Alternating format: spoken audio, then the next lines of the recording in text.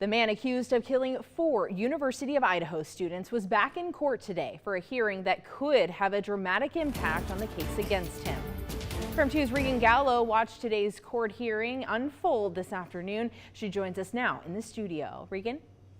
Well, we know both sides of this case have filed hundreds of pages of legal motions, with the August trial inching closer. They want certain stipulations settled before a jury sits in court. This was all presented to Judge Stephen Hippler, so let's break it down. After 4 University of Idaho students, Kaylee Gonzalez, Madison Mogan, Xana Kernodle, and Ethan Chapin, were murdered in their college house in 2022, the main suspect, Bryan Kohberger, and his team are deciding what should be presented in front of a jury. A key argument from today's hearing: if the surviving roommate, labeled as DM, should testify. DM identified Kohberger in a selfie after the murders, noting his bushy eyebrows matched the suspect in the house.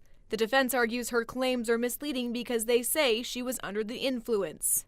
Then that night before she got home, she was involved in a drinking game and drank Borg, which is hard alcohol and flavoring. Her degree of attention given this supports unreliability. There's no grounds to exclude this testimony.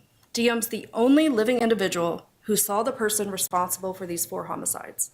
Her description of the male, including any characteristics such as bushy eyebrows, is relevant to the identity of the killer. Here's a look at 3 other of the main arguments over which evidence should be admitted at trial. These murders, whoever committed them, were brutal and were horrific.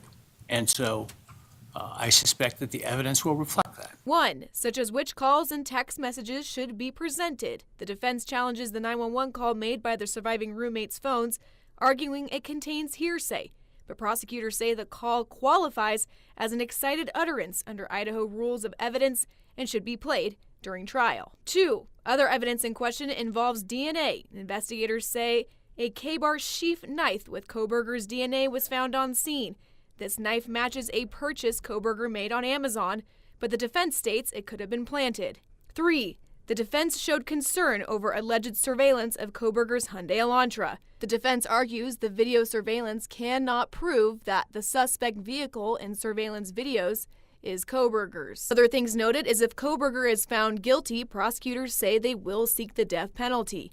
And during trial, the defense asked the judge if they could avoid words like psychopath, sociopath, and murderer from being used in front of the jury. So that would also go with the term murder, I think, to the extent that it reaches a conclusion that the defendant committed murder.